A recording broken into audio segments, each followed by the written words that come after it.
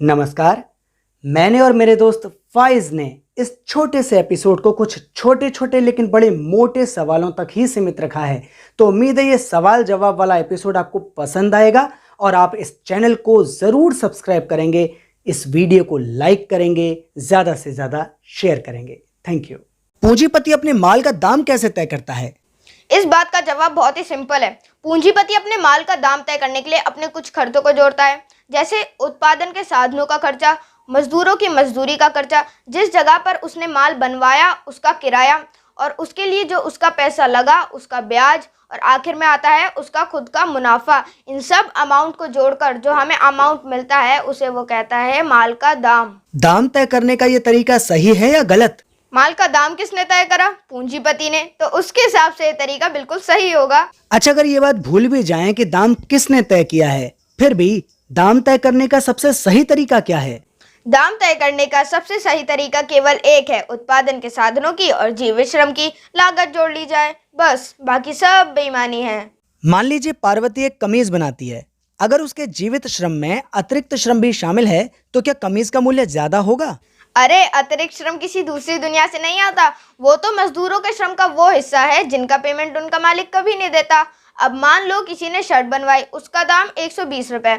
अब 80 रुपए उत्पादन के साधनों का और 40 रुपए श्रम का। अब मान लो श्रम करने वालों का मालिक उन्हें एक भी रुपया ना दे, लेकिन शर्ट का दाम तो उतना का उतना ही रहेगा ना। अच्छा, अगर 1 मीटर कपड़े पर 10 रुपए के उत्पादन के साधन और 20 रुपए का जीवित श्रम खर्च हुआ है, आधा जीवित श्रम अतिरिक्त श्रम है, तो जीवित श्रम में अगर अतिरिक्त श्रम शामिल न हो तब कपड़े का मूल्य क्या होगा? क्या फालतू का सवाल बार बार करना जरूरी है? उत्पादन के साधन और श्रम की लागत का एक खास रेशियो होता है, उसी से कोई प्रोडक्ट तैयार होता है और उसका दाम तय हो पाता है। अब मान लो उत्पादन के साधन ज्यादा हैं तो श्रम भी ज्यादा लगेगा, तो मूल्य बढ़ जाएगा। और अगर श्रम ज्यादा लग रहा है तो हवा में तो लगेगा नहीं, उत्पादन के साधन ही ज्यादा होंगे तो मूल्य बढ़ जाएगा।